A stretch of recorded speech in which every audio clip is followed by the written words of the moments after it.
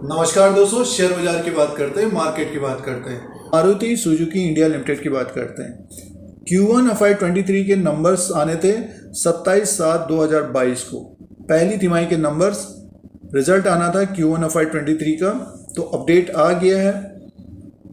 तो Q1 FY23 में कितनी अर्निंग हुई है, कितना ग्रोथ आया है, रेवेन्यू क्या रहा है, प्रॉफिट कितना आया है, अर्निंग पर शेयर क्या रहा है, तो इन नंबर्स को देखते हैं, इन पॉइंट्स को देखते हैं। और मारुति सुजुकी इंडिया लिमिटेड का स्टॉक प्राइस 27/7/2022 को 8,670 में है, अप ट्रेंड में है स्टॉक प्राइस। ऑटो सेक्टर में तेजी बनी हुई है। तो सबसे पहले नंबर्स को चेक कर लेते हैं। अगर आप शेयर होल्डर्स हैं मारुति सुजुकी इंडिया लिमिटेड के, तो Q1 FY23 के नंबर्स को देखते हैं। Revenue, profit, earning per share, कितनी ग्रोथ रही है। अब नतीजों की बात कर लेते हैं। Q1 FY23 के नंबर्स हैं मारुति सुजुकी इंडिया लिमिटेड के। स्टैंड लोन फाइनेंशियल रिजल्ट है ये 30 जून 2022 का, पहली तिमाही का।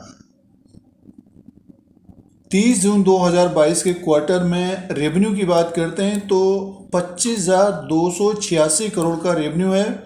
Q4 में 25,514 करोड़ का था और 30 जून 2021 एक साल पहले 16,798 करोड़। तो साल दर साल के हिसाब से रेवेन्यू बढ़ा है और तिमाही दर तिमाही के हिसाब से देखते हैं तो कम हुआ है। अदर इनकम को प्लस करके देखते हैं। टोटल इनकम 26,588 करोड़ का टोटल इनकम है और Q4 में था 27,214 करोड़ का। एक साल पहले 18,278 करोड़ का था। तो साल दर साल के हिसाब से भी टोटल इनकम बढ़ा है और तिमाही दर तिमाही के हिसाब से टोटल इनकम कम आया है। एक्सपेंसेस की बात कर लेते हैं और उसी के अनुसार प्रॉफिट भी आ जाएगा। टोटल एक्सपेंसेस का कॉलम ये दे रखा है और टोटल एक्सपेंसेस को देखते हैं। टोटल एक्सपेंसेस का कॉलम ये है। टोटल एक्सपेंसेस की बात करें 25,266 करोड़ का टोटल एक्सपेंसेस है और टोटल इनकम 26,588 करोड़ का है। तो कंपनी को प्रॉफिट है। प्रॉफिट बिफोर टैक्स की बात करें तो 1,321 करोड़ का है और Q4 में 2,198 करोड़ का था और एक साल पहले 563 करोड़ का। सीधे से प्रॉफिट की बात कर लेते हैं। प्रॉफिट फॉर द पीरियड की बात करते हैं तो मारुति का जो प्रॉफिट आया है, profit for the period 1,012 crore का है और Q4 में 1,838 करोड़ का था। एक साल पहले 440 करोड़ का था। इस क्वार्टर में 1,012 करोड़ का प्रॉफिट आया है मारुति को और तिमाही दर तिमाही के हिसाब से कम है। सालाना देखते हैं तो 2 गुने से बढ़कर है। तो कंपनी को प्रॉफिट आया है पहली तिमाही में, फर्स्ट क्वार्टर में। टोटल कंप्रहेंसिव इनकम की बात करते हैं तो देखिए टोटल कंप्रहेंसिव इनकम है 1,239 करोड़ का है और Q4 में 1,716 करोड़ का था। एक साल पहले 575 करोड़ का था। अर्निंग पर शेयर की बात करते हैं, EPS की बात करते हैं तो 33.53 का है। Q4 में 60.87 का था और एक साल पहले 14.59 का है। Q1 FY23 में मारुति ने जो नंबर पेश किए हैं, टोटल इनकम 26,588 करोड़ का हुआ है। साल दर साल के हिसाब से बढ़ा है और तिमाही दर तिमाही के हिसाब से कम हुआ है। उसी तरह से प्रॉफिट का भी है। इसी तरह से प्रॉफिट भी आया है। 1,012 करोड़ का प्रॉफिट आया है। साल दर साल के हिसाब से देखते हैं तो 2 गुने से ज़्यादा प्रॉफिट है, बट क्वार्टर एंड क्वार्टर के हिसाब से देखते हैं तो कम ही पैसे है दोस्तों। तो एक तरह से देखिए मिले जुले नंबर्स हैं ये।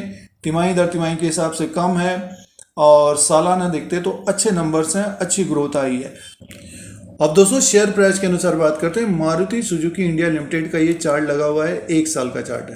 स्टॉक प्राइस 8,650 8,660 के आसपास कारोबार कर रहा है 27 जुलाई 2022 को। स्टॉक में तेज़ी है। देखिए मई के महीने में ये नीचे की तरफ था, 13 मई 2022 को 7,101 में था। हाँ, अगर आप ट्रेड करते हैं या शेयर होल्डर्स हैं तो मई के महीने में नीचे की तरफ था और बढ़कर 8,800 8,900 तक पहुंचा है। तो और 52 वीक हाई को आने वाले दिनों में ब्रेक करेगा। सेल्स के नंबर हर महीने आते हैं। नतीजे भी देखिए एक तरह से मिले जुले हैं, बट ये कि सालाना अच्छे नंबर्स हैं, ग्रोथ आई है।